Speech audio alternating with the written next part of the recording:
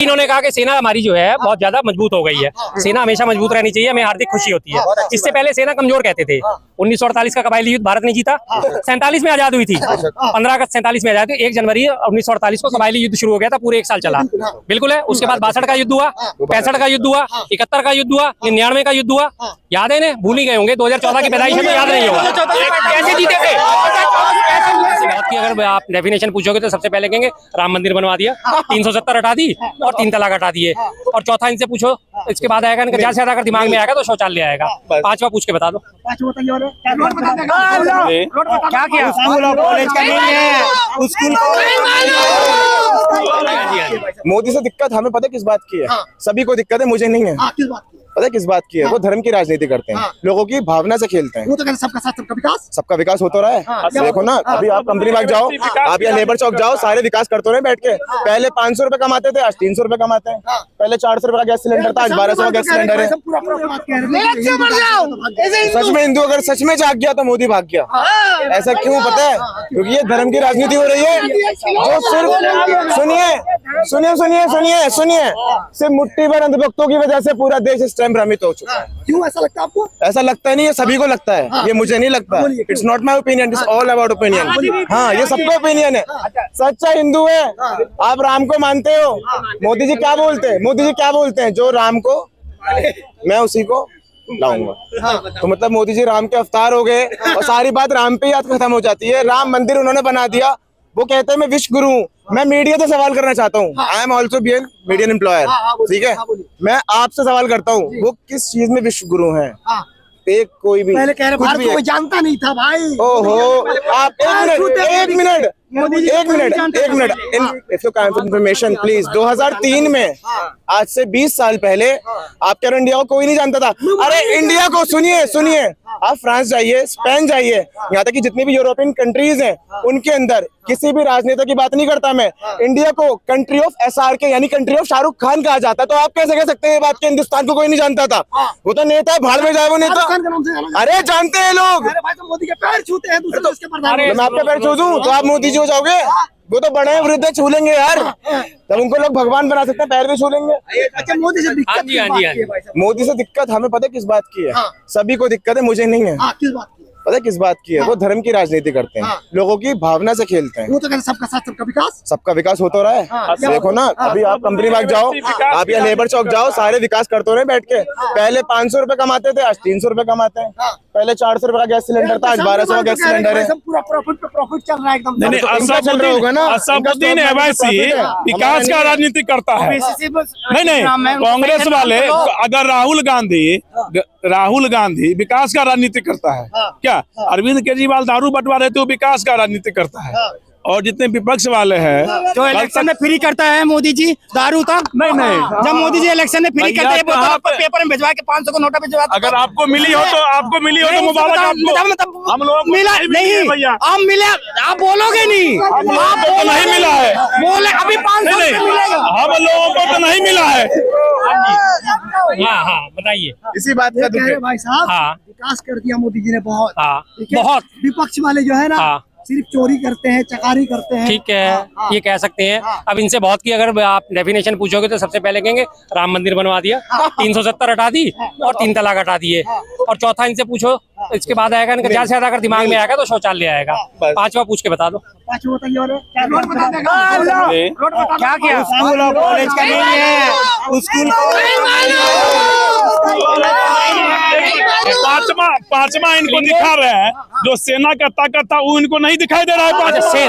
Okay, बिल्कुल। पहले sir काट के ले जाते थे, आधा बदल मिलता था। अच्छा, पहले सेना का परिवार कहता था कि साहब जी भर्ती के समय तो आधा इंच कम नहीं लेते हैं, अभी आधा लाश क्यों दे रहे हैं? ठीक कहा इन्होंने, बिल्कुल सही बात। नहीं दिखाई पड़ रहा है। अरे बोलने दो पहले इनको, इनकी भड़ास निकलने दो, फिर मैं जवाब दे। वो दिन इनको नहीं दिखाई पड़ रहा है। ये एक शहीद ये बात कर रहे हैं शहीद हेमराज की। 2013 में वो इंसिडेंट हुआ था। बैट जो है बॉर्डर एक्शन वो फोर्स जो है पाकिस्तान की, उसने हरकत करी थी। 2013 में काटा था। लेकिन उसके बाद जब इसी बात को मुद्दा बना के 2014 में मोदी जी आ गए थे, तो मैं आपको इनको सबूत के साथ दिखा सकता हूँ कि स्मृति ईरानी जी का बयान था जो आज तक वाले जो हैं वो इंडिया टीवी वाले, उन्होंने इस बात का पूरा इंटरव्यू लिया था और स्मृति ईरानी जी ने उसके बाद कुछ नहीं बोला था उस मसले पर। एक मिनट अभी दिखा देता हूँ इनका पूरा का पूरा इंटरव्यू स्मृति ईरानी जी का, ये रहा, जिसपे वो उनका इंटरव्यू ले रहे हैं अभी कि जब उसके दो शहीदों का सर काटा गया था। ये रहा, किस पे चलाऊं मैं इसको, ऐसे घुमा दीजिए। ये रहा भाई साहब रजत शर्मा जी का इंटरव्यू है, थोड़ी ब्राइटनेस बढ़ा देता हूँ। जब ये उस पे वो आवाज कैंसिल कर दी नहीं, आवाज बढ़ा देंगे तो हाँ जी बढ़ा रहा हूँ, ये नहीं, अभी दोबारा से चला देता हूँ।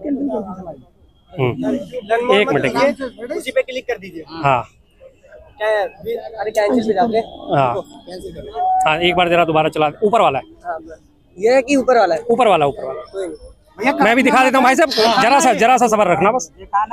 ये रहा इंस्टाग्राम पे उनका डला हुआ था, छोटी सी क्लिप आती है इंस्टाग्राम पे, ज्यादा बड़ी नहीं है। भाई बोलना मत, नेट ऑन कर, अब इसी पे क्लिक नहीं अच्छा ऐसे रुक जाता कोई नहीं।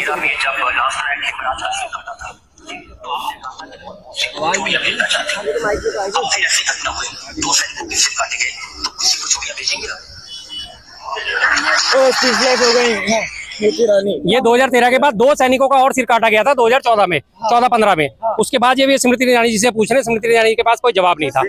आप एक हेमराज को याद करे बैठे हो क्योंकि मीडिया ने इतना ब्लंडर मचा दिया था, लेकिन उसके बाद जैसी गवर्नमेंट आती है, गवर्नमेंट पलटती है, मीडिया बिकाऊ हो जाता है और वो आवाज उठानी बंद कर देता है।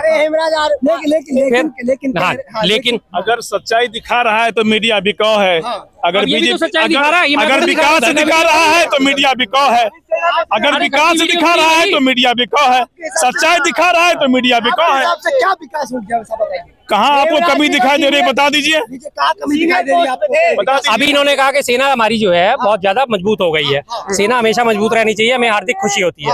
इससे पहले सेना कमजोर कहते थे। 1948 का कबायली युद्ध भारत ने जीता, 47 में आजाद हुई थी, 15 अगस्त 47 में आजाद हुई, 1 जनवरी 1948 को कबायली युद्ध शुरू हो गया था, पूरे 1 साल चला। बिल्कुल है। उसके बाद 62 का युद्ध हुआ, 65 का युद्ध हुआ, 71 का युद्ध हुआ, 99 का युद्ध हुआ, याद है इन्हें? भूल ही गए होंगे, 2014 की पैदाइश है तो याद नहीं होगा। कैसे जीते थे, कैसे जीते थे? अब 71-72 की बातें कर रहे हैं। हाँ तो मैं तो 71 की पैदाइश हूँ तो मुझे याद है ना। आप 2014 की पैदाइश, आप 71 के पैदाइश हैं तो हमें तो इतना मेमोरी नहीं है कि हम पैदा नहीं, मेमोरी नहीं तो फिर आपको गलत बात नहीं बोलनी चाहिए। सुनिए भाई साहब 1 मिनट, अरे सुनिए पता नहीं है।